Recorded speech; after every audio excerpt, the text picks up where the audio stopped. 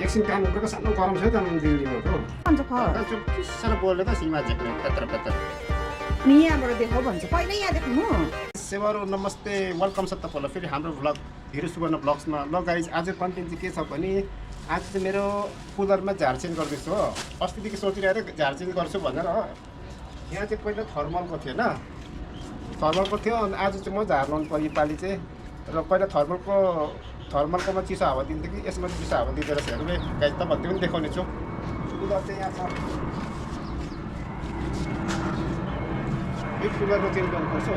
यहाँ तलै बस्छु, बसेर गर्नु पऱ्यो, जग्गै छैन। झार चाहिँ यो लाउनु पऱ्यो, यसरी लाउनु पऱ्यो। ठुलो पो हुँदो रहेछ, यसरी लाउनु पऱ्यो। ड्याम लगाएर चाहिँ हो, यसरी लगाएर चाहिँ माथिबाट तार लगाएर चाहिँ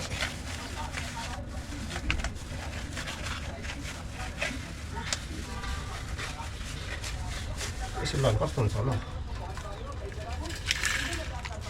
यो चाहिँ मैले फर्स्ट टाइम लगाउँदैछु यसरी हो। पहिला चाहिँ थर्मलको थियो यहाँनिर, योपालि चाहिँ झारको लगाएर हेरौँ कस्तो चिसो हावा दिन्छ कि दिँदैन। हेर्नु दिल्लीको गरम चाहिँ त्यस्तो गरम हुन्छ कि फेरि कामै गर्दैन, एसी पनि काम गर्दैन। अब एसी त छैन साथीहरू, अब हाम्रो चाहिँ लगाइ हुन्छ झार नै लगाएर हेरौँ। यहाँ अट्सेको अट्दैन, यसरी लगाएर चाहिँ क्या हो, यसरी लगाएर चाहिँ मजाले ट्याप ट्याप बाँधिनु पर्ने रहेछ। अलिकति काट्नुपर्ने साइड साइडमा तर कि यति काट्नुपर्ने रहेछ। यतिको काटेको ठिकै, यतिको काटेको ठिकै गर्नुपर्ने रहेछ। यतिको यतिको यतिको यतिको काट्नुपर्छ, यतिको काट्यो यसरी टक टक काटेर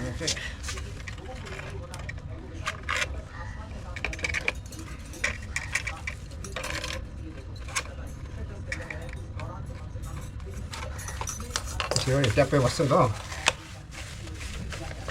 यसरी बसेर चाहिँ मजाले दोहोरीले चाहिँ बाँधिनुपर्छ यसले।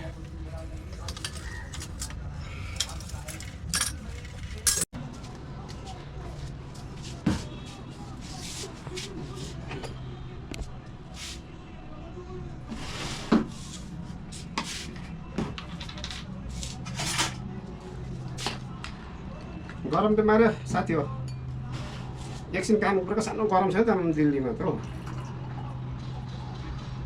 यो खाएर चाहिँ ठन्डा भएर अब कुलर फेरि जोड्नु पर्ने काम हुन्छ साथीहरू। के गर्नु गाइज, घरमा बसेर यस्तै काम हुन्छ कोही बेला त गर्नु पऱ्यो नि त होइन।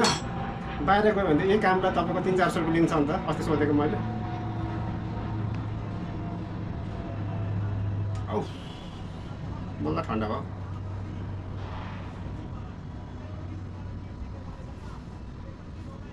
गाइज मैले चाहिँ चस्मा किन लगाएको हो भने चाहिँ एकपट्टिको आँखा पाका रातै भएको छ हो, त्यही भएर नि। तपाईँहरू चाहिँ फेरि यो मेरो घरमा बसेर नि चस्मा लगाएर फोटो बनाउँछ भिडियोहरू बनाउँछ भनेर नसोच्दै, एकपट्टिको आँखा पाकिरहेको छ रातै भएको छ हो, त्यही भएर नदेखाएको। अब 2-3 दिन टाइम लाग्छ, त्यही भएर मैले भिडियो पनि आएको छैन हो। अब 2-3 दिन हेरौँ, त्यसको बाद अलिकति कभर भएपछि आउँछु नि चस्मा खोलिकन तपाईँहरूको सामने। शान्ति हो। ल गाइज अहिले म तपाईँलाई फिक्स भएपछि देखाउँछु कुलरको हालत कस्तो चिसो हावा दिँदैछ।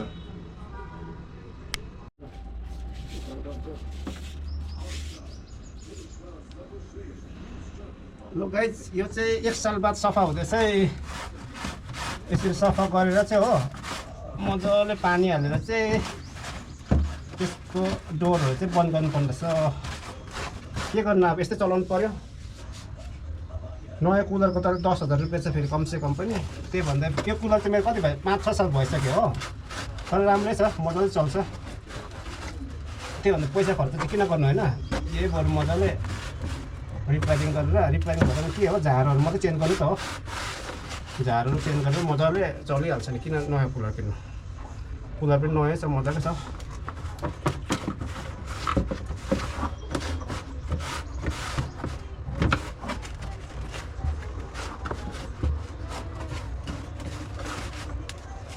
सफा गरेर चाहिँ झार लगायो भने चाहिँ मजाले ट्याक ट्याक लगाइदिएपछि चाहिँ हो यो लगाइदिनुपर्छ।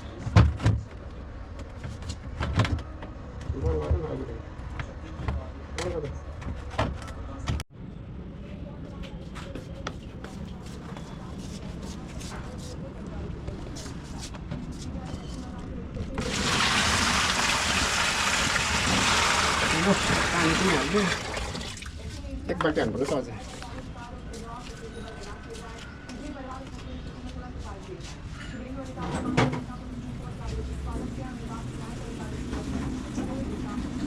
एक बाल्टी हालेर चाहिँ ठिकै अलिकपल्ट चलाउनुपर्छ बादमा फेरि हाल्दा भइहाल्छ नि होइन यो त्यो अस्ति मिसेसले बनाएको हो निम्बुको अचार मजाको भइरहेको रहेछ गलिसकेको छ आधाउधी हो त्यो चाहिँ मुलाको अचारहरू नि कस्तो मजाको भइरहेको छ खाना दामी त चौसो नि यस्तो त्यो चाहिँ अब गरमको लागि चाहिँ दामी हुन्छ पेट बिग्रेर खाँदा हुन्छ होइन पानीमा एक ग्लास पानीमा हल्का सानो यसको निम्बुको सानो चोइटा हालेर चाहिँ घुमाएर खाँदा हुन्छ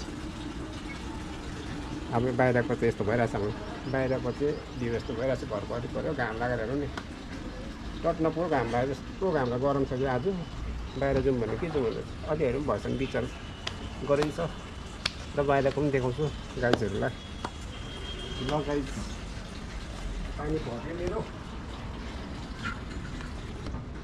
पानी भर्यो फेरि एक बाल्टी हाल्दा चाहिँ ठिकै हुन्छ क्या हो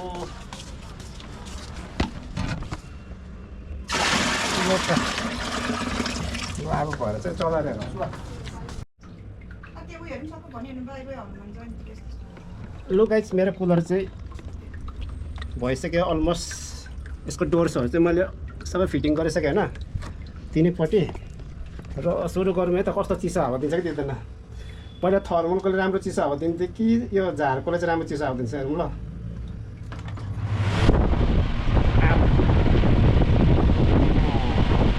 दामी एसी जस्तो दिँदो रहेछ त हावाको चिसो चिसो दिँदो रहेछ त